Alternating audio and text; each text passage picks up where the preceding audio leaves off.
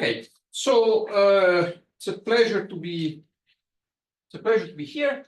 And the talk today, the seminar today, and the colloquium tomorrow cannot be more different. They're very different topics. The only commonality is experimental physics, I would say. So so that's actually what. So today is about neutrino-less double beta decay.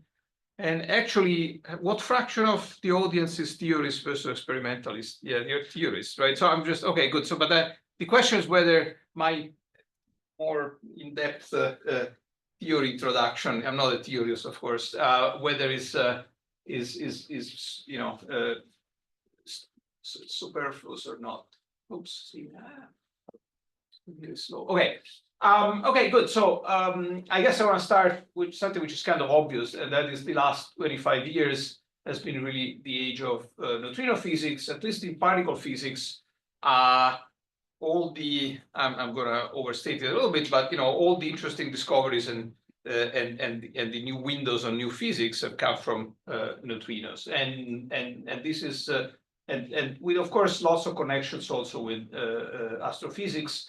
And so you can see here, we've discovered neutrino flavor change or neutrino oscillations, if you want, but it's broader than oscillations because there's in solar neutrino, this is the MSW effect, which you can think of as a sort of birefringence in this, an effect of birefringence inside the sun.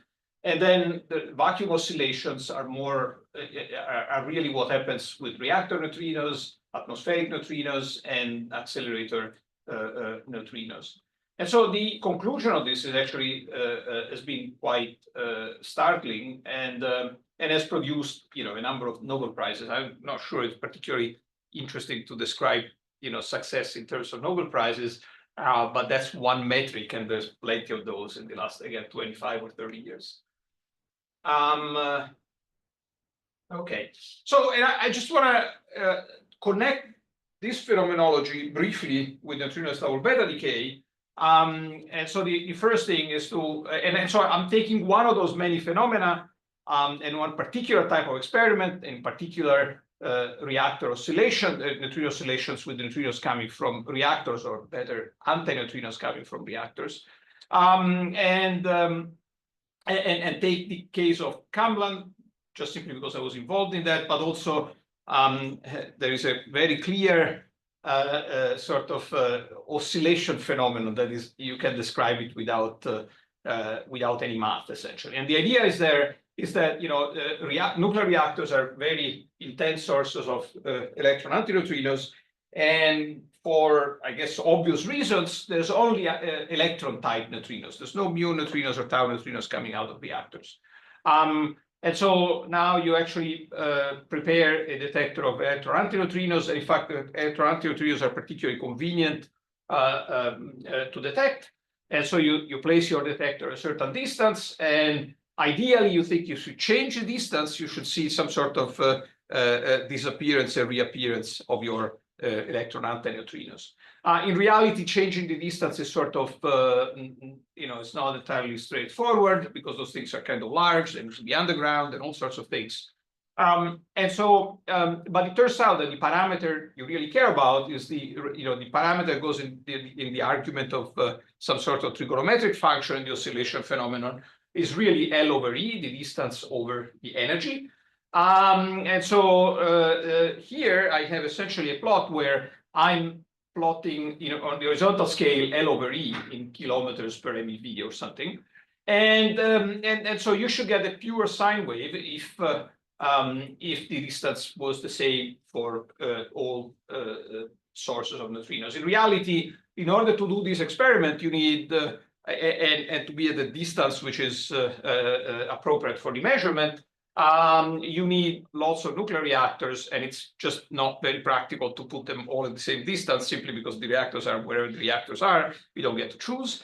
And so the fact that there is a range of distances means the oscillation, your sine wave is somewhat sort of washed out, but you can clearly see that there is actually some sort of oscillatory behavior there. Okay. And so that now just having one equation in this or something. So the idea is that your neutrino, the interpretation of this is that neutrinos start as pure flavor state, electron neutrinos in this case. But of course, what propagates is really the mass eigenstate. And so you need to, first of all, have the appropriate matrix to essentially project your pure electron state into M1, M2, and 3, that are 3 mass eigenstates. Each of the mass eigenstates accumulates a different phase shift as the propagation, as the neutrinos propagate in vacuum, and that's actually the simplest case. And then to detect the neutrinos, you still need the flavor eigenstates, and so you need to project back onto the flavor base. And so when you do that, you by now the phase has changed some, and so you can have appearance of other neutrinos and the disappearance of your original neutrinos. And so that's actually the explanation of the phenomenon. Now, the only thing we care about for this seminar is that of all this is that if there is such oscillation, that means the mass is non-zero, and that has to do with the fact that there is an energy and momentum in the propagation of the neutrinos. And if the mass was identically zero, then there would be no oscillation, and that's essentially all we care about. The phenomenon of oscillation is not sensitive to the absolute mass, only to the mass differences between neutrinos. But on the other hand, if there is a difference in masses, presumably also means that the mass is not zero. At least 2 out of the 3 flavors have non-zero mass. Two out of the 3 mass states have non-zero mass. Okay, and so that's a possibly slightly old, like 2 years old, mass spectrum for the 3 states. And I remind you also that we don't know whether the situation is, so we don't know 2 things. We don't know the absolute mass scale, and we don't know whether of the 2 differences in masses, whether the small one is at the bottom, and this is called usually normal hierarchy, or at the top, which is called inverted hierarchy. Okay, so there's a number of experiments trying to actually solve, and measure those things. But again, as far as we're concerned, the only thing we care about is the mass is non-zero. So now, if this thing cares of switching, okay. So then, either way, from other measurements, we know that masses are less than a fraction of an electron volt, and that's from essentially endpoint beta. Single beta decay experiments, particularly with tritium.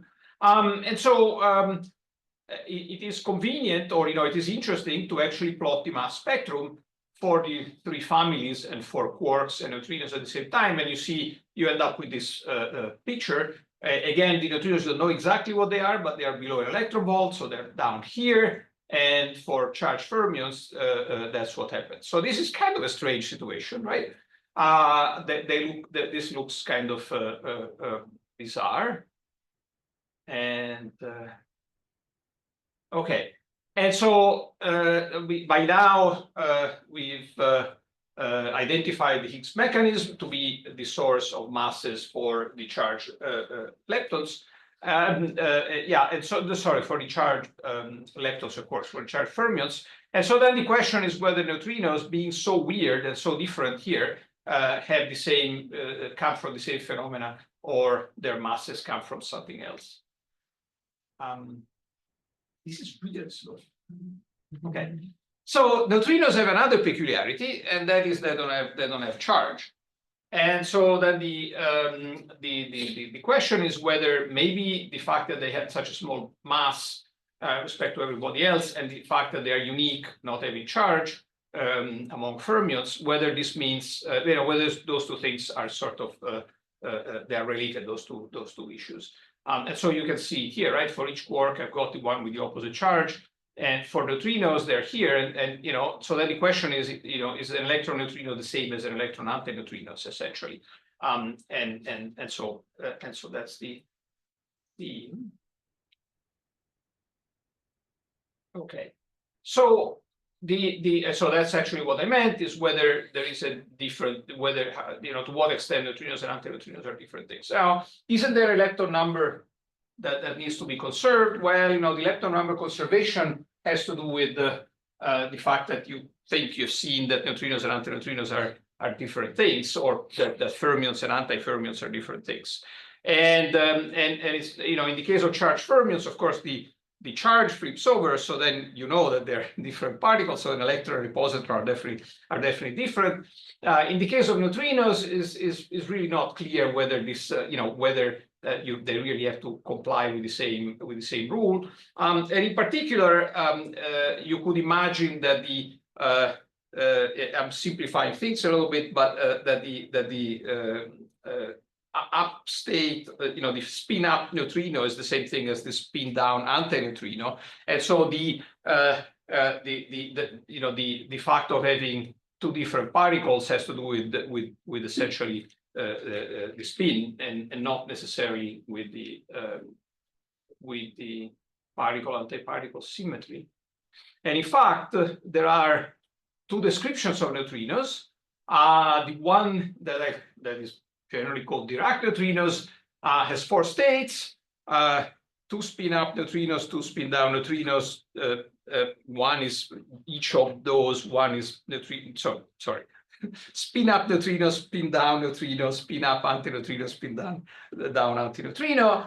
But maybe on the other hand, there is the right description is Majorana, is the Majorana neutrino description, where essentially there's only two states, because the spin-up particle is the same thing as the spin-down antiparticle, and so that's actually the idea, is that now. So, and you can, there's no way of telling a priori which one is the right approach, although I think theorists generally really like this. But from my very experimentalist point of view, well, this has the good feeling that it looks like the electron. So, okay, why complicate life? On the other hand, this is also four states, and if you only need two states, you should really try. The simplest thing is to actually go for the two states. And this is, of course, the opposite thing. There's only two states, so it's actually very how to say, compact in that sense. But on the other hand, well, you're inventing a new mechanism which is different from this one. So this is actually something that you have to check experimentally. The important thing here, and that's essentially really the only connection with neutrino masses, is that the difference between those two descriptions is unmeasurable if the mass is zero. If the mass is zero, two of those states of the four Dirac states are essentially stuck in a world that you cannot access. And so it becomes a metaphysical question whether you are in this situation or in this situation. If the mass is finite, you can measure the difference. If the mass is large, then the difference becomes pretty obvious. And unfortunately, we're left with the annoying problem that the mass is very small. And in the limit where the mass goes to zero, the difference becomes, vanishes. And so since the mass is very small, well, the difference is very small. Okay, good. So next, there is actually some nuclear physics to do here. And I like to say this, right? Depending on your taste, nuclear physics is either some big mess with way too many nucleons and uncalculable strong interactions, or some fantastic lab where all sorts of bizarre phenomenology that maybe you don't fully understand, but you can use for whatever you're doing. So in this case, for neutrinos double beta decay, I'm afraid we are in the first thing. We get all sorts of problems for nuclear physics and for no advantage. But if you come to the colloquium tomorrow, you'll see that you can actually also get help from nuclear physics somehow. Okay, but the reason why we need nuclear physics is that what we're really the best mechanism to access this Majorana or Dirac nature of neutrinos is to actually look at rare nuclear decays. And in particular, if you actually plot for constant A, that is constant number of nucleons, the spectrum of isotopes changing Z, that is the number of protons, you generally get some sort of minimum, like a parabola, And that is actually what happens, that's why there is a stable isotope for a particular A number. And everybody else, all the other isotopes for the same A number decay, either beta plus decay this way or beta minus decay this way, and they end up in this sort of weak interaction ground state, essentially. In the case of, so there are some cases that have to do typically with even nuclei, where you, with even number of nucleons, where the even case and the even odd case end up onto different parabola, and this has to do with nuclear structure. We don't particularly care about it, except you can sort of see here the two minima in a sense. And oftentimes happens that there are local minima, like cerium for mass 136, there is cerium, there is a local minimum, and xenon, there is a local minimum. And so from the point of view of beta decay, if you have a nucleus of xenon 136, it's happily in its local minimum and it will not decay by beta decay. On the other hand, if you have the double beta decay, that is the case where you emit 2 electrons and 2 antineutrinos at the same time in the same Feynman graph, well, now you can actually decay to the real ground state for that particular A number. And so that's the process where. Follow that. Maybe I got confused between cerium and cesium. Do you mind just? Sure. Yeah. So if I'm forget about cerium, or what? Which one is this? What is this? Platinum, maybe. No.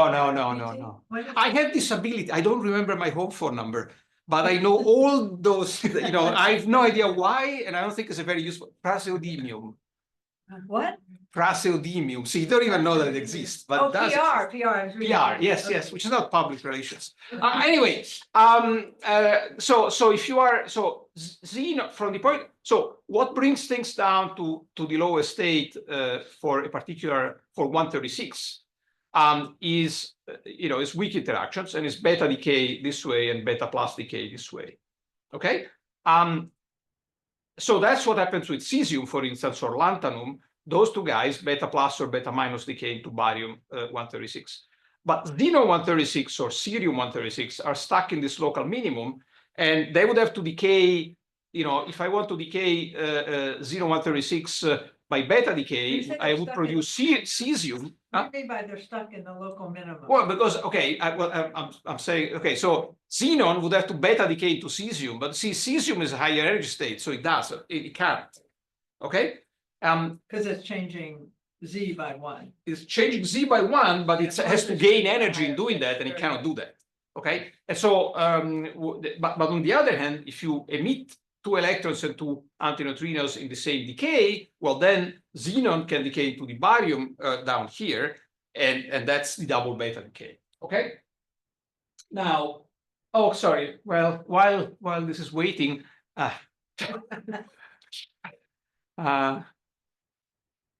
okay, just to give you an idea. So how often does it happen that you have those two parabola with local minima and so on? It's kind of it's not that uncommon. And this is a list of beta minus decays, so the ones that go in this direction, with Q value, that is energy difference between the initial and final state, more than 2 MeV. And you see there's about 10 of them. Important is the fact that the isotopic abundance of the isotopes that do this is generally not very good. In fact, actually, in many ways, so you like to have a large Q value because that actually, the phase space encourages the decay more. So you actually get more bang for the buck if you want. And you also would like to have good isotopic abundance. Otherwise, otherwise, the isotope doesn't exist. So calcium-48, for instance, is fantastic because it's got this very large Q value, but unfortunately it almost doesn't exist. So actually, isotopically enriching calcium-48 out of natural calcium is a tremendous job, and it costs lots of money. All the others, well, sorry, then there's another exception, that is tellurium-130, which is a third of natural tellurium, okay? And the Q value is kind of okay, but it's not great. And everybody else is about 10% of natural of the natural sort of isotopic composition. And the Q values are between 2 and 3 MeV. So there's I'll come back to this in a moment, but there's no real fantastic case. They're all about the same in some way. Okay, so now this double beta. Yes. About that plot, the cesium didn't matter, right? In this. Okay, hold on. Let me just go back. Okay. What's the question? Cesium at 136.58, right? So cesium 136 just. Oh, sorry, cerium. Oh, yes. Okay, yeah. So I have a slide on this. Just hold the thought because I have a slide that I'll get to. Okay, so there's actually two ways of doing this double beta decay. One is, the way I described it before, is to say, okay, there's 2 electrons being emitted and 2 antineutrinos. So that's the 2 neutrino double beta decay. There's also the neutrino-less case. That is the interesting one. And this is not a standard model process. And that's a process which, as you can see, only can happen. So where the neutrino gets reabsorbed inside the Feynman diagram. And so you only get the 2 electrons coming out. And if you actually stare at this, so first of all, this only works again with mass if mass of the neutrino is non-zero. And actually you have to stare at this long enough to actually convince yourself that that's the case, but that doesn't matter. But essentially, this becomes an internal line of the Feynman diagram. This also violates lepton number by 2 units because you start with no leptons and you end up with 2 electrons. So 2 leptons and no anti-leptons to cancel that. And it also actually violates B minus L, which theorists know why is interesting. I don't know enough to really discuss. Okay, that's actually what we're looking for. We're going to be looking for this decay mode, and trust me, this is the most sensitive probe to Majorana neutrinos. But now next slide. Okay, just since there's both the 2 neutrino decay and the neutrino-less decay, they always come together. You have to contend with the situation like this. If I measure the sum of the energy of the 2 electrons, and in practice you end up measuring the sum of the energy of 2 electrons, at least with chiral detectors. In the case of the neutrino-less decay, that energy is a Dirac delta, except for energies, resolution of the detector. But essentially, the energy of the 2 electrons is all there is. So the Q value ends up all in the energy of those 2 electrons. If you have also the 2 neutrinos or the 2 antineutrinos in the final state, now they also get to share some of that energy, and you get a 4-body or a 3-body final state because the 2 electrons are added together. But anyway, you get a multi-body final state spectrum, and so that this is kind of broad. So the neutrino-less decay is something you expect to see like a little blip, monochromatic or quasi-monochromatic blip at the very end point of the continuum of the 2 neutrino decay. And of course, the relative strength of this decay versus this decay is a free parameter. This is standard model. So if we knew nuclear physics well enough, we could just calculate this without problem, without uncertainties. On the other hand, the neutrino-less decay, the strength of the neutrino-less decay, or the half-life of the neutrino-less decay, has to do with new physics. And so, very fundamentally, we don't know how to calculate that in a sense. So the two are different animals completely. So this is a blown up view of what happens here. And again, qualitatively, you should imagine to see this quasi-monochromatic peak. You see here the scale is very much expanded. And then under it, there's going to be a little bit of detail of the 2 neutrino decay. And the 2 decays are essentially, for any known detector, they are indistinguishable from each other. So the energy is the only parameter that allows you to discriminate between the neutrino-less decay and the 2 neutrino decay. Okay, so that's okay. Now comes probably the slide that you were asking about. Yes. Okay, so I've been discussing and I'll discuss the double beta minus decay. What about the cerium decay the other way? And in fact, those are 3 different decays because I've been simply saying, well, that's beta plus decay. Well, actually, beta plus means you emit 2 positrons. And that's this case here, the double the beta plus decay. But whenever you have a beta plus decay, oftentimes that's really an electron capture. instead of emitting a positron, you absorb an electron, from the inner shells of the atom. And so this can happen once. And so you get the hybrid where there is a positron being emitted and an electron being captured, or the case where you capture 2 electrons and so on. So in principle, there's also those. Unfortunately, those are, as far as I know, for reasons which are completely accidental. Well, okay. The isotopic fractions of elements or of isotopes that do this is much smaller than the 10% of the beta minus decay. I think this is a random, just happens to be that way. In addition, phase space is suppressed, and that has to do with actually if you very carefully consider where the energy, the mass of those electrons comes from and so on, you actually realize that you lose essentially an MeV of energy because of the way the electrons exist in one case, don't exist in the other case. So the phase space is smaller for those decays, and the isotopic fraction is smaller. So in general, no one considered those because they are not as convenient as this case here. Okay, so. Sorry, the phase space is suppressed for the electron capture. It's suppressed for electron Is capture. there Yes. anything you can do to? So again, Can that be changed somehow? Can that be? no, because you have to. I mean, you would have to do the. There's all sorts of crazy stuff you can think, right? You could imagine doing this thing in ions. Now there's no electrons and then everything is beta plus decay. But as you'll see, I need tons of whatever nucleus I need. And to make a ton of plasma is not a practical thing, okay? In addition, those experiments are all very low background. That is, there's lots of nuclear physics that can simulate the decay and confuse you. And if you have a plasma, there's all sorts of electrons floating around, and it's just like a nightmare of background. So there's nothing practical I've ever heard of or thought about, but that doesn't mean it doesn't exist. It's just, but I think it's extremely unlikely that you can actually alter that sort of behavior in a practical way. Okay, so the idea of double beta decay is very old, a little bit of history. So the neutrino-less decay dates back from, or the concept of neutrino-less decay and Majorana neutrinos, of course, goes back to Majorana, but in fact also Giulio Racah gave lots of contributions to this. And you can see this is in the late 30s, so long time ago. The cross-section, or the decay rate for the 2 neutrino decay, which is standard model, was roughly calculated in 1935, about the same time, by Maria Goppermeier. And she's the first one who guessed appropriately that the lifetime she would expect is greater than 10 to 20 years, because this is a second order process, weak process. So it's very slow. And I guess at that time, I haven't read this paper, but I imagine she probably said, and therefore forget it, essentially.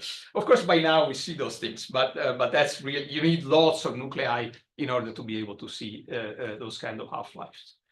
So now, if I, okay. So again, a little bit of history. So searches for double beta decay, and at this point I'm putting everything together because initially even seeing the 2 neutrino decay was considered to be interesting. Date from the just immediately after World War II, and so and you can see the half-life here as function of time in our in science, and you see that the half-life has gone up by, I don't know, almost 16 orders of magnitude in about 80 years.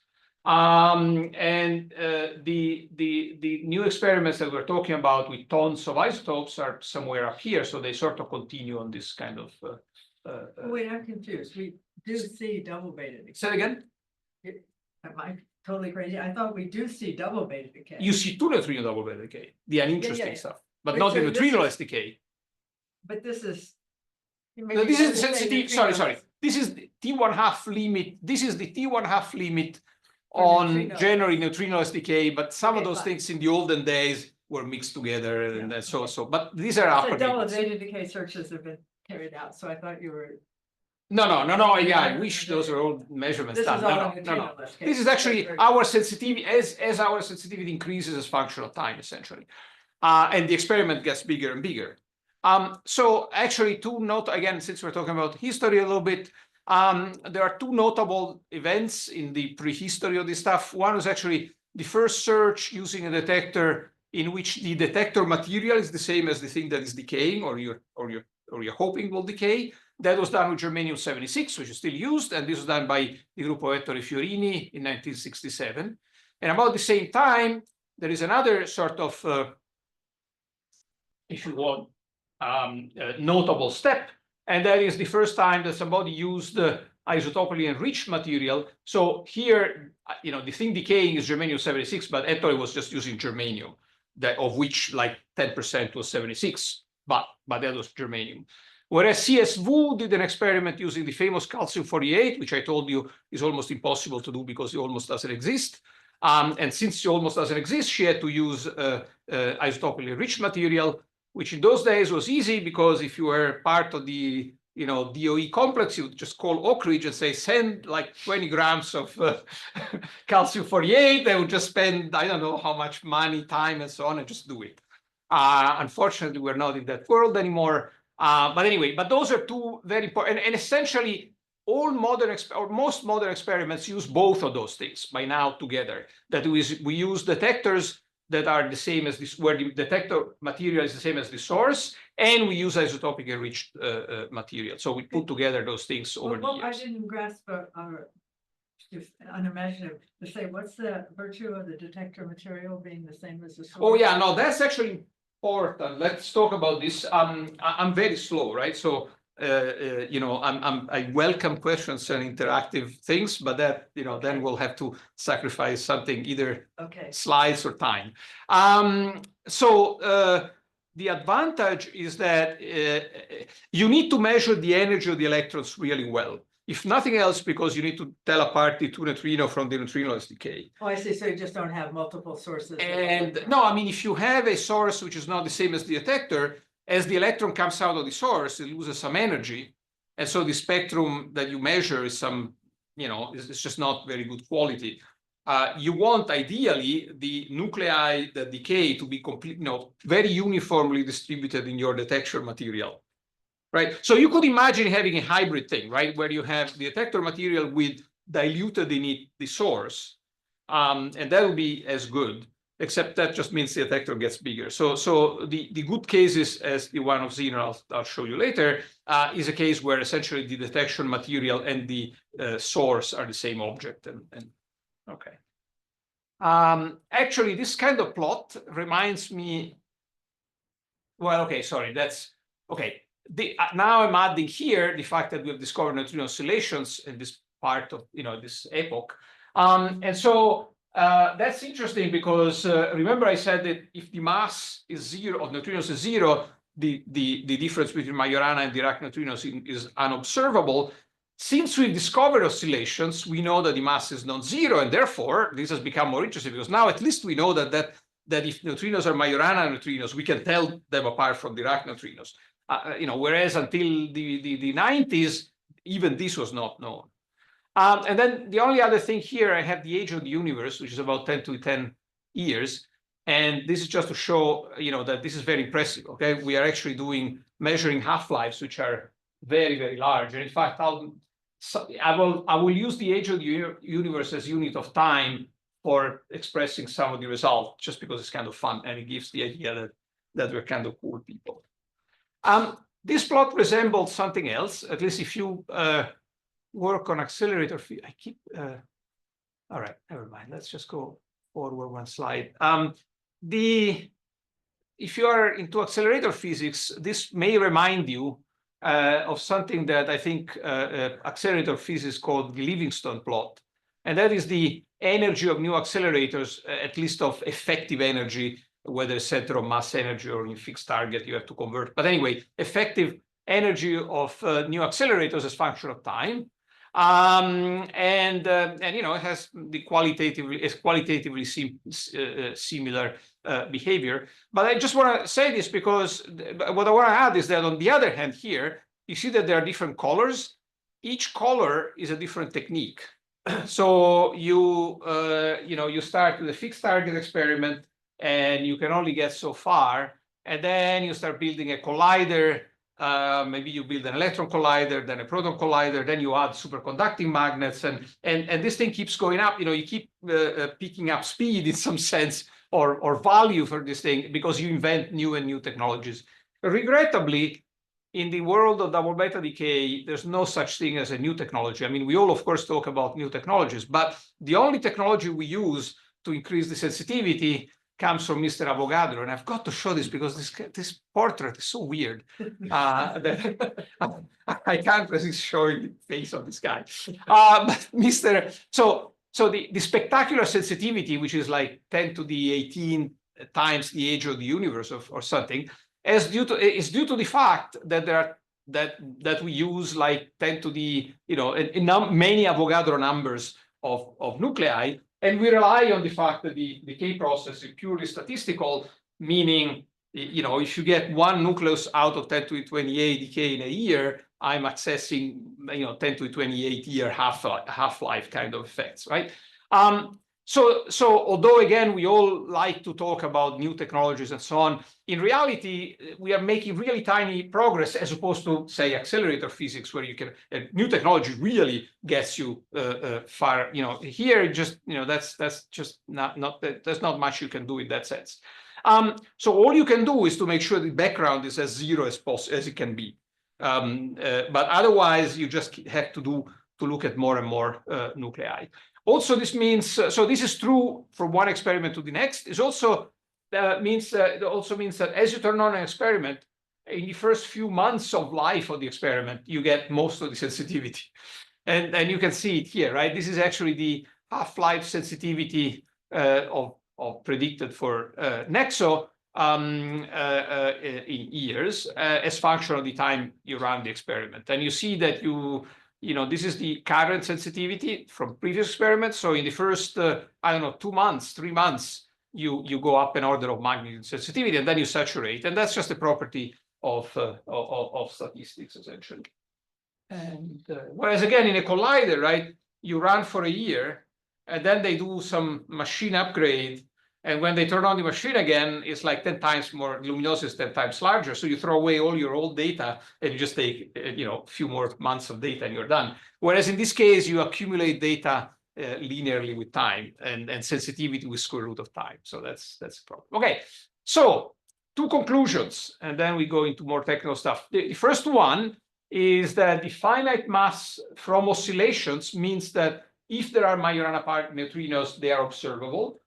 And the conclusion too is that if you see a decay, if you see the decay and you measure the half-life, irrespective of what's the physics inside, which we'll discuss in a minute, you have made a big discovery. And because you have discovered Majorana neutrinos, you have discovered lepton number non-conservation. So that's kind of a big deal. And so that's why it's frustrating that our funding agencies don't understand this. Okay. But in that sensitivity plot, do you not have a concrete prediction for a rate for seeing the signal? No.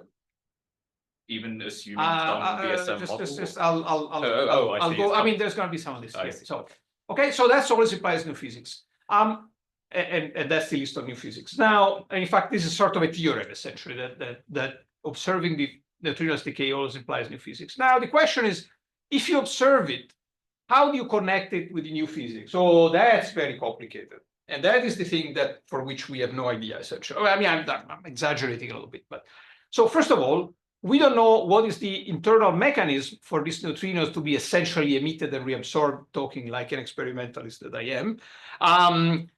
So you can essentially, so this is one particular diagram you can draw for this, but there's all sorts of other diagrams that produce the same effect, but they contain different physics in there. And in fact, here I have a little sort of pictogram by Vincenzo Cirigliano that shows essentially the standard model here, and then new physics here, and different types of new physics all give lepton number non-conservation and Majorana neutrinos, but in very different regimes. And you know, once you discover this thing, there's going to be some work to figure out which of those things is really at play. In addition, okay, In addition, there is also nuclear physics in the way that I'll mention in a minute. But one thing I want to actually step back and say, okay, so the discovery comes from having seen the decay and having measured the half-life. The physics is deep inside, and you know what it is. But it would be nice to get an idea of how to connect half-lives with, instead of having this totally nihilistic sort of approach I just mentioned, that you have no idea what this corresponds to. It would be nice to be able to connect it to some extent, at least. And that's important for two reasons. It's important from a point of view of principle, of course, because eventually you'll have to do it. But also it's important because you see half-lives depend also on which isotope you're using. So if I do an experiment with germanium, maybe I'm not very lucky, and you need a very, and a particular internal diagram produces a half-life which is very long, and I'll never see maybe. And maybe if I do it with xenon, that's my hope, this is much more favorable, and so the same internal physics produces a faster decay time, half-life. And so it would be nice to be able to use the physics that is underlying to connect experiments and see whether some experiments are better than others. Okay. Now, the way I'm saying it is pretty clear that this is never really a completely possible thing, but we do some of this, or people have done some of this, and in particular, you can essentially take one of the many models, the one that is for maybe arbitrary reasons, the more the one that people like the most, and then connect and then the parameter of the standard, of the new physics that is inside there is this effective Majorana mass, and that is connected to the decay rates, that is, or the decay half-life through phase space factors, which are calculable. That's easy.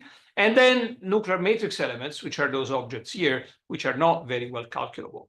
And so now what you can do is to try to calculate those things and then use this mass to connect the T1/2 you measure for, say, germanium with the T1/2 you measure for, say, molybdenum or xenon or something. And so that's what's done. So okay. Now, how well do we measure or do we calculate those nuclear matrix elements? Well, that's actually, this has to do with nuclear models, and different nuclear models obtain different results. Here, what I have on the horizontal scale is a bunch of isotopes of interest. You can see our xenon 136 is here, but germanium is here, CS-VUS, calcium-48 is here. And so you see the dispersion of matrix elements that actually different people calculate using different nuclear physics to do the calculation. So you see that the dispersion is factor 2 or 3 or something like that. Okay, I mean, we know the order of magnitude, but that's pretty much it. And remember, this is for a particular underlying physics, right? So there is unknown particle physics, and then there is known but not calculable very well nuclear physics, and you need both those steps to connect what you measure with the underlying physics. These lattice calculations? Are these first principles? No, well, those are there's no point. Some of them are shell model calculations. Some of them nowadays there are some ab initio calculations which people think are maybe better, but they're so complicated. But even with really good computers, you cannot get to very heavy nuclei because there's just too many nucleons. And so there's things like calcium-48, which no one is planning to use because it's difficult experimentally. For calcium-48, I think there is some sort of convergence of matrix elements. For even germanium or certainly xenon, I think we're still very far from, maybe very far means a few years, but anyway, yeah. Okay, so actually, let me go to the next slide because I need to speed up a little bit. There is, of course, some sort of speed limit that is this thing. So what I can do here, the world has converged on 3 types of experiments. nEXO is our thing, which uses xenon 136, Legend using germanium 76, and Cupid using molybdenum 100. For various reasons, some of which I'll talk about for Xenon at least. And so then I could say, okay, so which one is better? Well, they're all pretty good. So if you use your best knowledge of matrix elements, you can calculate what kind of Majorana mass you get for a certain T1/2. And if you just use the T1/2 of the sensitivity at 90% confidence level, say for the experiments, now you actually get those distributions. The distribution here is the fact that there's many matrix elements, many different results of that calculation. And so there is, there is a dispersion because, as we said, there's factor 2 or 3 between one and the other.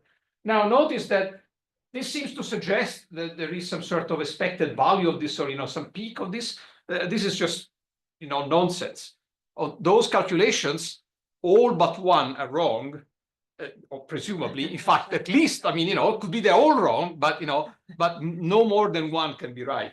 And so the idea of representing this, you represent it this way because there's nothing you can do better than this, but you have to be really a little bit careful in interpreting those kind of histograms.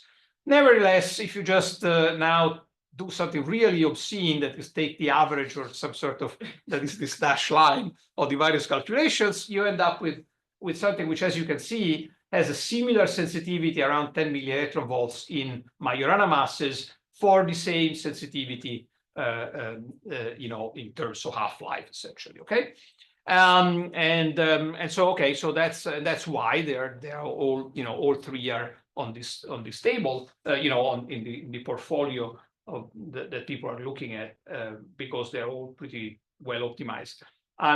Of course, deeper physics reach means goes deeper in Majorana masses. So better is on the left in this kind of plots. Okay, and the reason, okay, never mind. That's probably good enough.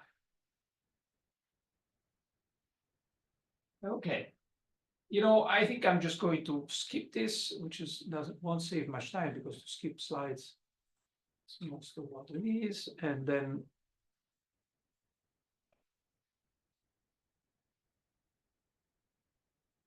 Okay, good. So then the one conclusion is that you need different isotopes and different experiments. And the reason why you need different isotopes and different experiments is manifold, like shown here. But maybe the most important one you can concentrate on is that, unlike, say, a collider experiment, where the detector and the physics you're doing are kind of decoupled. You have to measure to be hermetic, you need to measure the energies very well, and so on. But if the material in your silicon detector instead of silicon was germanium, as long as it works in terms of detecting your particles, that makes no difference. Here, the medium, there is a very intimate optimization between the detection technique, the source of the decay, and the background suppression, and all these things. So changing isotope generally means changing drastically how you build the experiment and how well you or which technique you use to suppress backgrounds. And so that's really, they're very different animals in that respect. And as I said, the program settled on those three isotopes here.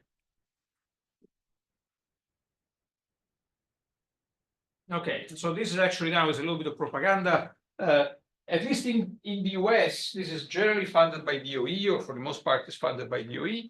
And it's under DOE nuclear physics, which is maybe less familiar to you because it's kind of the cousin of the Office of Energy Physics. There is an Office of Nuclear Physics that does all sorts of things, including nuclear structure and so on, but also double beta decays there.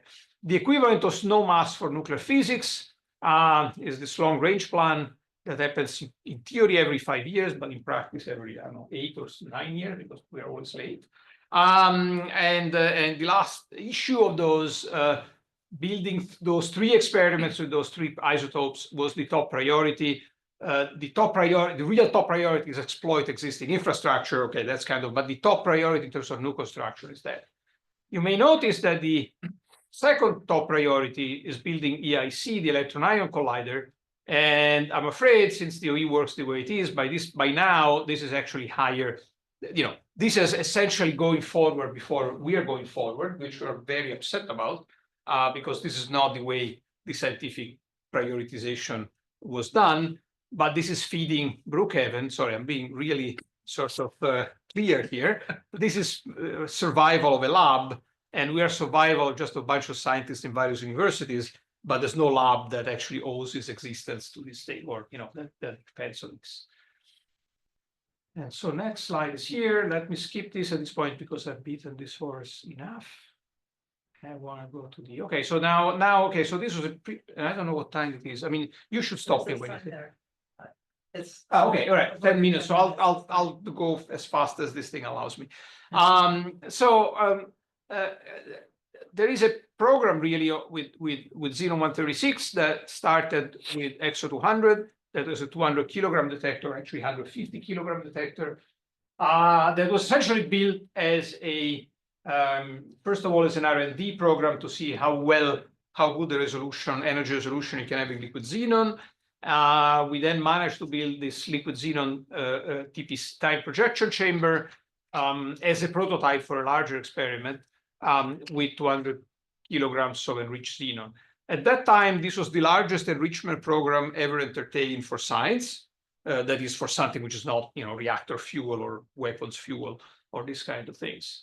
And in fact, the experiment and was also I again, since now I'm kind of being somewhat acerbic regarding DOE, this was done as a rogue experiment. That is, we were never approved, and they refused to approve us because they knew that because they knew that if we would get reviewed, we would be very highly rated, and therefore they would be stuck with us. And so we always did it essentially by diverting money and doing kind of tricks.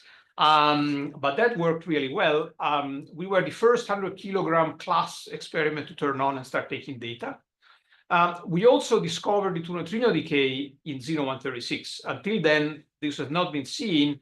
Remember, the two neutrino decay is not such an interesting thing, but it's a way to test that you actually have sensitivity and the thing essentially works. And so, in fact, there was a previous measurement that was an upper limit that was wrong because the half-life is actually faster than the upper limit. So that is the wrong limit. And so then so we took data between 2010 or 2011 and 2016 or something like that. Anyway, we stopped taking data about 6 or 7 years later. And at the same time, we started the nEXO collaboration, which at this point is large enough, the experiment is expensive enough that I don't know how to do this as a rogue experiment. Otherwise, I would do it. But EXO 200 was a $20 million rogue experiment. This is a $200 or $300 million experiment that has to be done properly. I don't know how to do it otherwise. And that means it's taking forever because DOE is incapable of doing those things. Okay, so let me just move on. Have you said where it's happening, or are you going to go into? So, well, yeah, I'll say something. So, okay, let me just also while we talk. Okay, so EXO 200 was done okay. Here you can see the energy spectrum of the two electron sum energy spectrum in keV. For in EXO 200, and you can see the two neutrino decay that is absolutely unmistakable. The largest amount of decays in this detector is the until then undiscovered two neutrino decay. And so you can see, right, in this region, this is a log scale. And actually this is the linear scale, so you can clearly see that this is entirely dominated by the two neutrino decay. This also means that we were very effective at reducing backgrounds. This is about 3 years of data, I think. And so, there are very many events, and those events are like 2.5 MeV each. So there's lots of nuclear physics that produces backgrounds that can actually affect you. And in fact, you can see some structures. This is some gamma ray line of something, and which I don't know what it is now. But there are structures in here that are due to backgrounds, but they're very low. This is the reason why you actually place those things underground. We just move on with this. Okay, so before I talk about underground and sites, So the way a TPC works is that you have essentially a vessel which is filled with whatever your material is. In this case, it's liquid xenon. In fact, not any liquid xenon, but liquid enriched xenon in the isotope 136. And then you apply an electric field along this direction. And so when you have your primary electrons produced, they ionize the xenon, and the secondary electrons, essentially the ionization, what we usually call the ionization, which is low energy electrons, they actually drift along the electric field, and they land onto those grids of wires that you can see here, and they collect the charge of the electrons, giving some measurement of the position and of the energy of the decay. And then in addition, the xenon has the property that it scintillates, that is to say, some of the stuff that, some of the ionization is not really ionization, it recombines, and when it recombines, it emits light. And so you have like photo detectors down here, those are those round things, and so you see a flash of light. And it turns out that the amount of ionization you collect directly on the wires and the amount of scintillation light are anti-correlated. And just go one more slide. So at this point, yeah, this space is okay. You can see it here. So this is the scintillation light. This is the light. Sorry, the scintillation, the energy emitted in light or in scintillation, and this is the energy collected directly as ionization. And you see that if you were to project this distribution, this is from a radioactive source, to project this distribution on either one axis or the other, you wouldn't get a particularly good resolution. This thing would not be a very sharp line. But if you actually do a linear combination along this axis here, then you get a much better energy resolution. And that's shown here. The blue and green things are ionization and scintillation resolution. Red is this thing called rotated, that is the one projected here. And you see this peak is much sharper. And it's important, if nothing else, because that's the way you distinguish the neutrino-less decay from the two neutrino decay. Let me skip this. Good. So let me skip also this. I want to actually, at this point, we are almost done, so I should probably close. Yeah, at this point. So those are the, well, maybe I should have kept, So is the colloquium also done with the Zoom business? Yeah, maybe we have a different advancer that was being Okay. back. Okay, so this is the half-life, the half-life sensitivity, that is essentially the limit on the half-life that we've measured with EXO 200 with the first data set, and then as the data kept accumulating. In fact, you can see that this used to go up, and the blue thing is essentially 68% confidence around the nominal sensitivity, that is the red dot. And actually, you can see this goes up, seems to go up essentially linearly with time, or with exposure, that is the amount, how many nuclei a year you have actually observed. And so you may ask, why did you, you told me that this was going to saturate with, would actually only go with square root of exposure. What's going on here? And that is that you get better doing your data analysis and you upgrade your hardware as you go. So what I said that this is just number of nuclei, and it's a little bit pessimistic. In reality, you tend to, essentially what you do is that you keep suppressing background better and better as you learn how the detector works. And the reason why we stopped taking data here is because the DOE had told us we were about to start building nEXO. That was 10 years ago. Okay. But you can see that the half-life sensitivity, is of the order of 5, 10 to 25 years. And nEXO has a sensitivity of 10 to the 28 years. So it's 2.5 orders of magnitude, beyond that. And so now you're asking, Glennis, where, this is actually too many slides and too slow kind of process here. So I'm going to skip all this stuff. Maybe I should actually just. Oh yeah, maybe if you advance it just with the button, it'll go faster. No, because it's not the communication between my remote and this. Okay, so the nEXO experiment plans to have 5 tons of enriched xenon, to be compared with 200 kilos of EXO 200, and has to be deep underground to actually suppress cosmic ray backgrounds. And has to be inside this kind of onion arrangement of different layers, so that as you go deeper and deeper, there's less radioactivity and you're shielding the external radioactivity. Okay, and so and the plan is to actually put this thing at Snow Lab in Ontario in Canada. And as you get, you would think sometimes as things get larger, they become more tricky and so on. They're certainly more expensive to make. But there's a number of advantages in scaling up the size of the detector, and in particular is the fact that most of the background ends up being gamma rays, and gamma rays typically at MeV energies, they Compton scatter. And so an event produced by gamma ray typically deposits energy in more than one place, because because it keeps scattering around before it's fully absorbed.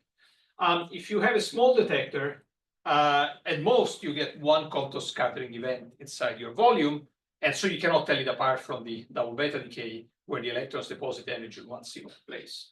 As the detector gets larger, this is meant to show more or less at scale EXO 200, and this is nEXO. The Compton scattering or the traditional length or the Compton scattering length or something is this red line, and you can see that most of the that now you have many scattering lengths. So the efficiency for detecting a Compton scattering as such becomes essentially 100% here, whereas it was essentially 0 here.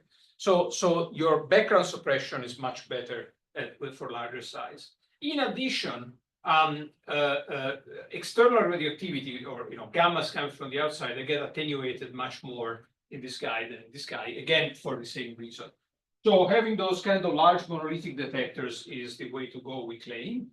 And you have to put the detector. Okay, so this is all technical stuff about the detector, which at this point I have no time to cover, but I'm going to, at this point, give you the bottom line.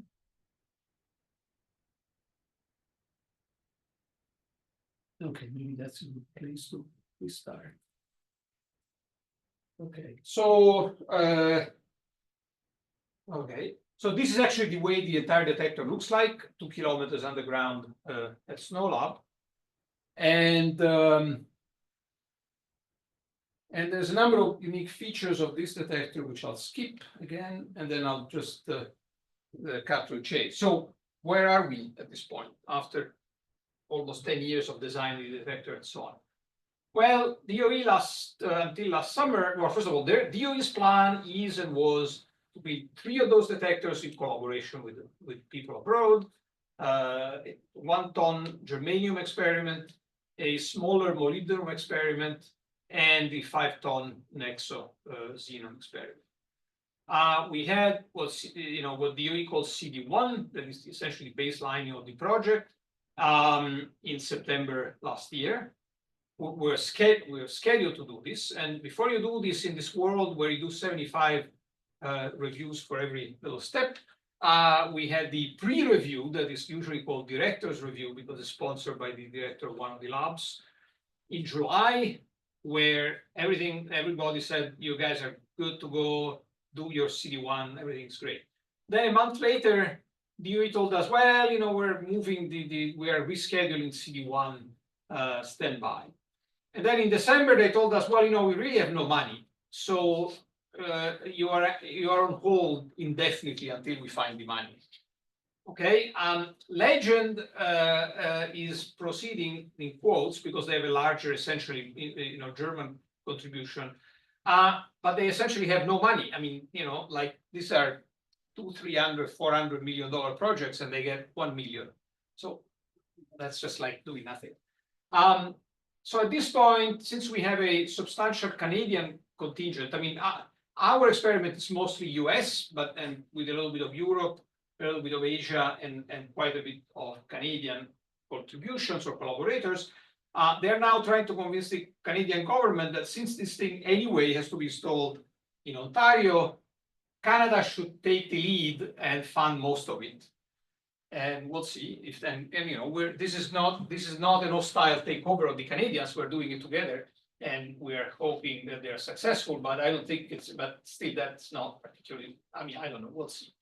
And then there is actually a dark matter liquid xenon experiment in China, or a series of those called Panda X in general. And you know, maybe we'll end up doing it in China, or maybe they will do the experiment in China, which I claim this is how the US dominates on the world stage.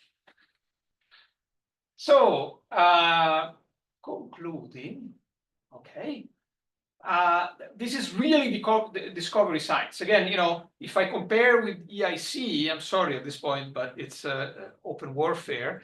You know, I think this is a case, double beta decay, where there is a chance that you make a discovery that will require rewriting books or chapters of books, of physics books, which is, I think, not the case for many other things that are being done. The experiment has good genes, as I say, because, you know, EXO 200 really worked very well. And it's just an expansion of the same concept. And at this point, we've essentially designed the detector well beyond what is conceptual design, that is where we are supposed to be. And so we just need to just get going, but that's not what DOE seems to be capable of doing. And then finally, I want to show you that this is actually a very international collaboration with lots. I mean, we used to say that the sun doesn't set on nEXO because of this kind of dimension, but then we acquired a collaborator institution in South Africa. So now we can also say that it's always spring. But anyway, so and then I have a bunch of photos of our collaborators there. Thank you.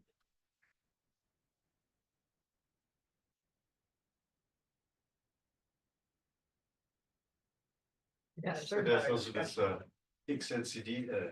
XLZT experiment, Yes. which also does dark matter, and they have Yes. multi-tone xenon where you have the Yes. naturally the xenon 136. Yes. Like, how is this? So yeah, no, that's a very Similar. good. That's a very good question. Okay. So I claim that there is a informal theorem that says that when the size of the xenon detector goes to infinity, there's no difference between a dark matter and a double beta decay experiment. When the detector is small, on the other hand, those are very different beasts. And so I guess one can argue at where is the crossover, where the two types of experiments sort of converge. And I think the answer is, at the, say, 100-ton scale. And now, okay, so that's a very sweeping statement. Now let's actually see why. A dark matter experiment it focuses on very small featureless signals, featureless in terms of spectral feature, of very low energy, because the recoils that you see, the dark matter induced nuclear recoils you see are at very small energy, and like keV, or maybe even sometimes sub keV in certain cases. So they have, we can get to the details, those are generally two-phase detectors and so on, but essentially they have ways of detecting tiny amounts of ionization and scintillation light in their detector, and they're really optimized for this. They're not particularly, okay, double beta decay, on the other hand, doesn't care about having this particular high sensitivity for very small signals, but wants to have good energy resolution, and more important, the lowest possible background at 2.5 MeV. That is the Q value of the reaction. And the very low background, and so 2.5 MeV is a really unfortunate place. I mean, if you go on the particle data book and you look at the attenuation length of gammas as function of energy, you see that there is a nice attenuation length minimum. So the least attenuation is around an MeV. If you go to higher energy, you get pair production, and you degrade your energy that way. If you go to lower energies, you have essentially X-ray shells that you're essentially exciting X-ray shells, and you absorb energy that way. So around 1 MeV is really hard to. That is the reason why radiation shielding is difficult. So external radioactivity that bothers us is very hard to shield, and that means you have to build the detector extremely low radioactivity intrinsically. A dark matter experiment, which has this fantastically low threshold, they're really very good at low energy and so on, but for the same reason, they care about shielding low energy, and low energy is easy to shield. So what those liquid xenon detectors for dark matter do, they essentially give up the outermost centimeter thick layer of xenon. They use this as shielding, and then inside there's no radioactivity or their energy. But if you look at their background at 2.5 MeV or 2 MeV, is like 100 times larger than ours. And that makes the measurement essentially impossible. Now, of course, as I said, as you go to infinite size, well, then I can take the outermost, or sorry, 30 centimeters of xenon and call it shielding, and then what's left inside is clean because of But so that's the optimization. So as you go to larger and larger size, that becomes the two detectors become more similar. So at some point also you may say, well, I can just use natural xenon, and who cares about enriching the xenon? Well, that's true, but natural xenon, I don't think anybody knows how to procure 100 tons of natural xenon. The world makes about 50 tons a year. Okay, so that's very hard. Now, our 5 tons come from 50 tons, but I return most of it. I do the enriched. So somehow, strangely, it turns out that it is easier to isotopically enrich xenon than to actually produce the feedstock. The technology is fancier, but on the other hand, commercially, there's not many, but there is a number of places in the world where you can actually get your xenon enriched. But the economy of natural xenon is whatever it is, and you can't change it. That's already a worldwide enterprise, and we don't know how to change that. People have started doing some work on better ways of separating xenon from the atmosphere, but I don't think, but there's nothing that is industrially available other than what they usually do, what they usually do, by the way, is just to distill it cryogenically. And this is, and again, that's actually another reason why you're kind of stuck with whatever capacity, because the problem is that a plant to just extract xenon from the atmosphere is way too expensive. No one will do that. I mean, actually, there's an interesting number. If I were to build a plant to do this with current existing techniques, the cost of xenon will be 100 times larger than what it is. And you can give it back at the end, right? That's No. I'm not talking about the enrichment. I'm just talking about extracting xenon from. Oh, you mean return? Right, Yeah, but I mean. Instead of the plants, right? I need to run 10 years, right? Huh? I need to run 10 years, and these days companies only think about the next 6 months at most. 10 years, they don't care, they don't know, they don't want to know. So you doubt that it can even be built? Is that what you're saying? XLD, that it's too big to be built? Well, SLD is actually at a preliminary. They are like maybe 5 years behind us in terms of designing and being approved by various agencies.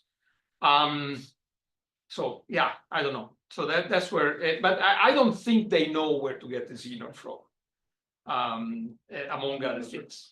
And I mean, there are ideas. So look, there is Maybe the we should- Chinese market that opened That's up, very- and yeah. Well, yeah. Yeah, Sorry, yeah, it sounds too. Just give other people a chance if they want to.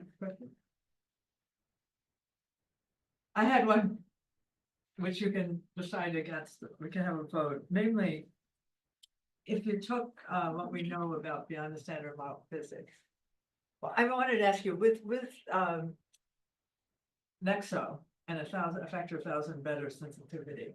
What can you characterize for us in some way the parameter space of models that would let you see something? Like in terms of Right. without going into lots of detail. No, that's right. Not easily, because so first of all, it's a factor of 100 better sensitivity. Okay, This is sensitivity in half-life. okay. It's about 100 times larger and 100 times better That's- half-life sensitivity. In terms of if you stick with a particular model and you say, I don't care about, just give me one matrix element, give me one model, say Yeah. light Majorana neutrino exchange or something, and tell me how much you improve the I sensitivity. just want to know what the reach is in those terms. Yeah, the reach is, is general. Okay, well, with light Majorana masses, with light Majorana neutrino exchange, then the sensitivity in terms of physics parameters goes with the square root of the half-life sensitivity. So 100 times or maybe 200 times gain in half-life sensitivity is an order of magnitude better, Majorana mass reach. But what would it be? Wait, Maybe you said it, I just didn't grasp. What Majorana mass reach? are you- I'm sorry. Yeah, there was actually a plot. Yeah, that is 10 millielectron volts. I think if I push it, they say I really reach my sensitivity is like 7 millielectron volts. Okay, Okay, and now it's about 100. So it's a factor of 10-ish, maybe a little bit better than 10. okay. I didn't want to dominate too much.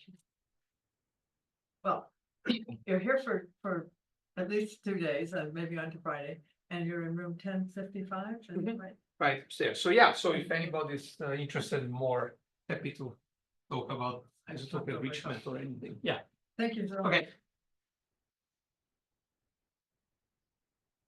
All these practical things are so interesting. The KT, we're building the prototype. Oh, for that, I guess. what Yeah, was- but okay, but not 80 tons. But they are bread. So but going back to this thing about xenon procurement, right? So xenon is about $1 a gram. Yeah. The open market. It fluctuates wildly because it's produced by relatively few places, and so if the demand goes up a little bit, the price shoots up, and vice versa. But Right. it's about $1 a gram. If I just calculate, there's two interesting numbers. If I just say, okay, I build the cryogenic plant to distill xenon and run it, apart from the investment for building the plant, but just the energy to run the plant, I would have to pay $100 a gram. But I was like, before we go into detail, but you understand that it's a dual purpose detector. So I understand, okay, you need this Right. isotope anyway this you need for neutrino-less Right. decay. And then you also get a very large dark matter detector. So I understand, well, your argument doesn't count that you have to, of course you need more xenon because you did a dark matter detector. Right. But then for free, that's Oh, my yeah. question, you get an nEXO. Yes. that true? That is a completely fair Yeah. point. The only issue is that as a community, both in terms of funding agencies and scientists, we're not very well organized for this.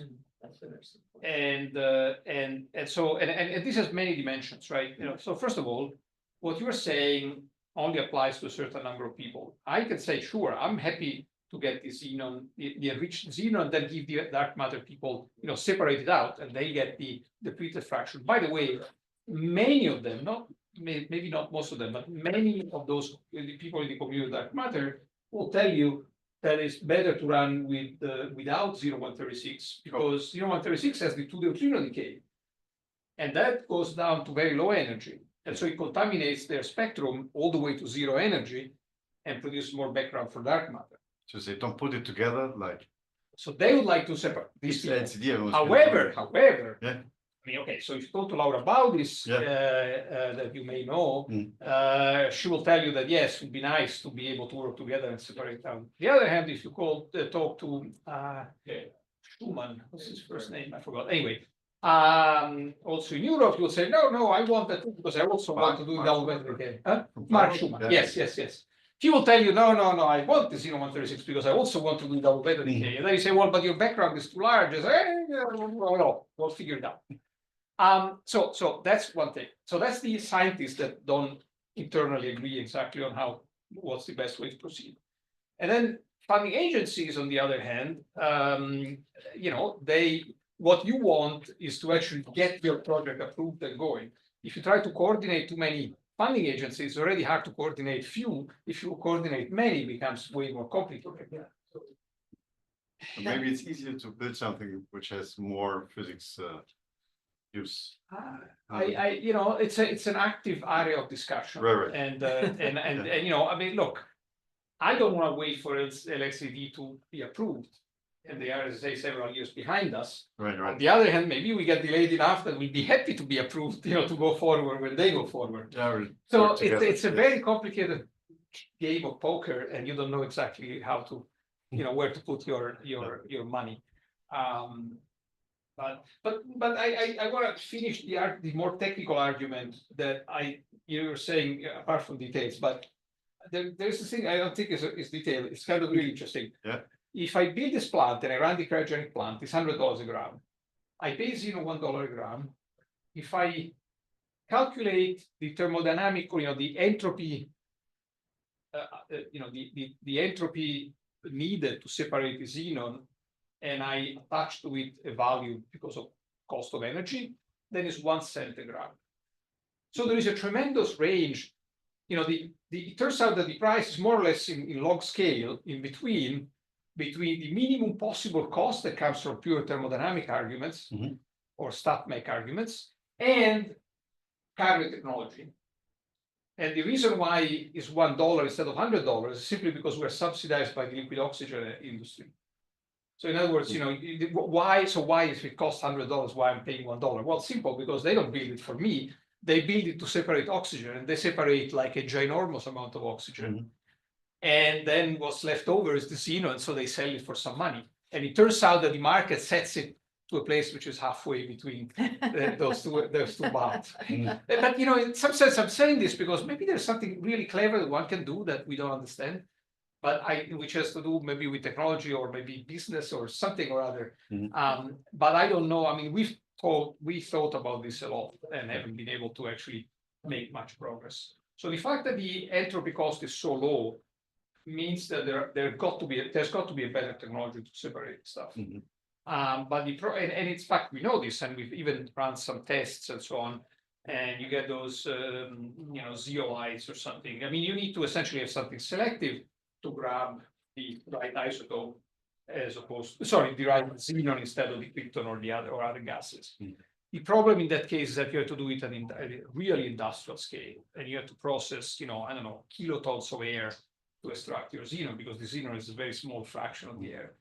And so when you do that, you end up with practical issues. How do you move so much air? How do you make sure that you don't recycle the same air that at this point is depleted? I mean, it becomes like a big sort of gigantic chemical engineering project.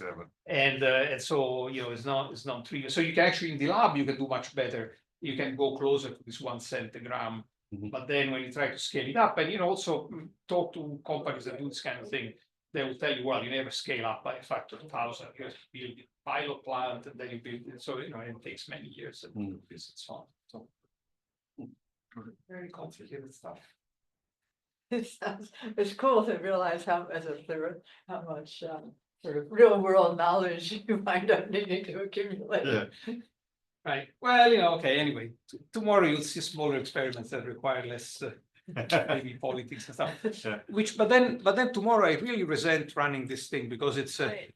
it takes forever. But I don't think we haven't had that experience with other speakers. I wondered, is it your own personal advance? No, because look, if I It was the flip one the that- slides on the computer, same problem, Right, right? thank you very much. Really Yeah. I'll see you later. See you later. Yeah. Look, if I Maybe we can get Carmen to. look, if I see, this is actually my screen, and you can see. See the problem? Yeah. So and now. It's quick and other times it's slow.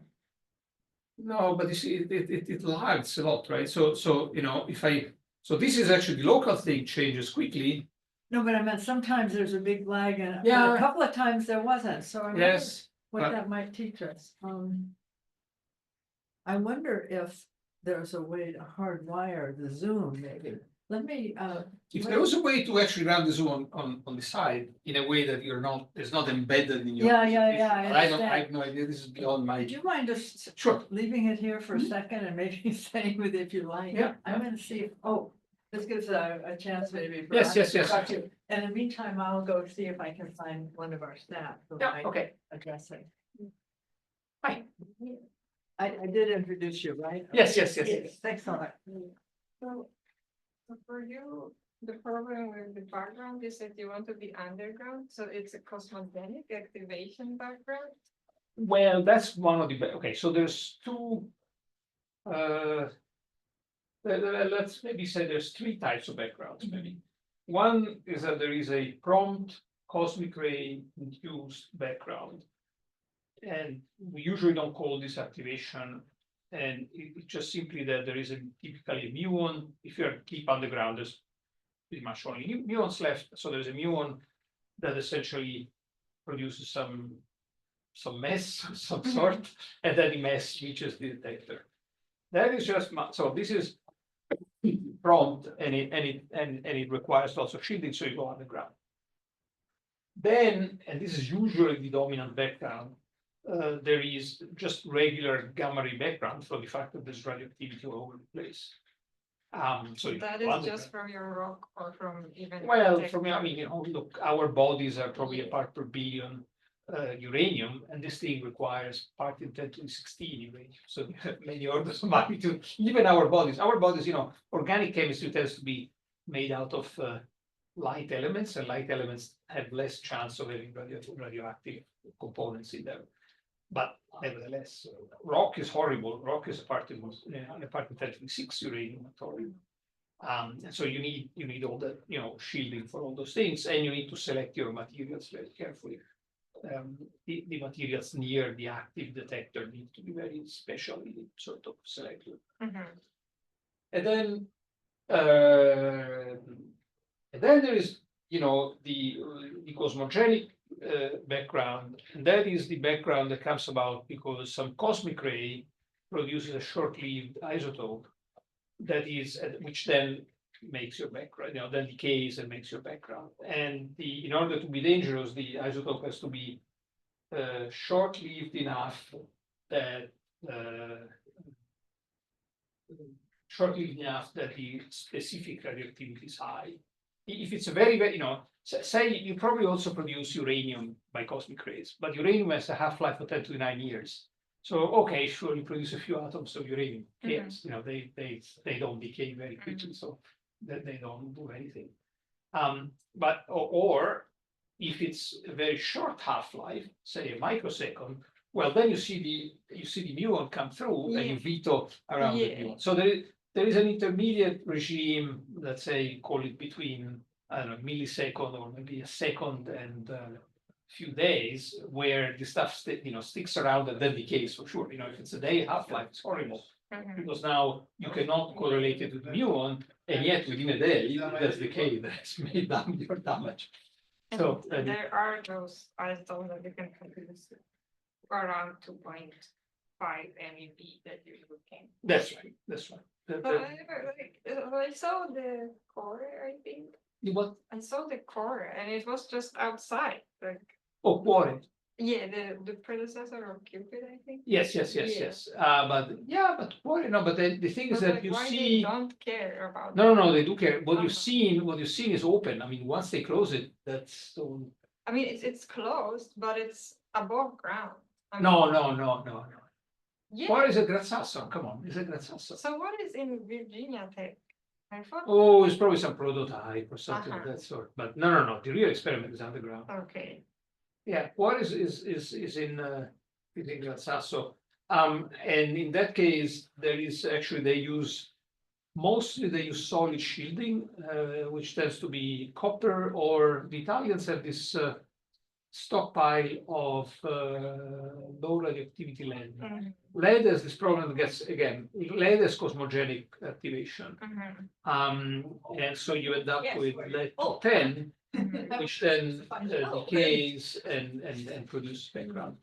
However- Let's do a little interruption. Sure. So Carmen, the problem, maybe I didn't need to interrupt. Go ahead. No. So the problem is, he just gave a seminar, and he's gonna give the cloakroom tomorrow. Okay. So I wanted to fix it. Right, but there is too much lag. Let's flip the slide. The screen. Wow, what See? whole, Okay, this is the first time I've seen this being so slow. I thought Right. maybe there's a way to hard one, maybe Yes. we're on.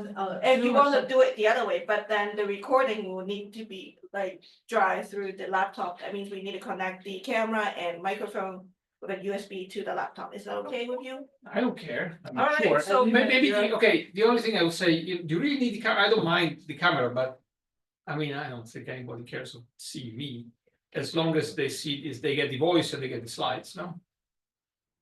What do you mean, the camera? Well, camera Oh, is you wanna- there, yes. recording, and then also like for the Zoom to Anyway. pick up the, Do I'll go whatever to my you think office. is appropriate and if demonstrate. you want to connect it directly tomorrow, well, I guess we will. Can we try now and see how it works? Sure. With this slide, with this talk here anyway, that doesn't matter. Sure, so here is the USB and here is the direct connection. And then here is the microphone camera. We usually need to connect this first. Oh, actually, no, don't I- adapter you. I even have this, yes, yes, yes. So. Yeah, oh. Yep. Okay, and then Then you can put it here. change that to display the laptop. Okay. And then change, oh, by the way, can you stop recording? Then I don't know. Stop that, so this is not part of. You stop it. Let's go back to. I mean, we're not saying anything inappropriate, but still. No, but still like, let's make it easier for my coworker to trim the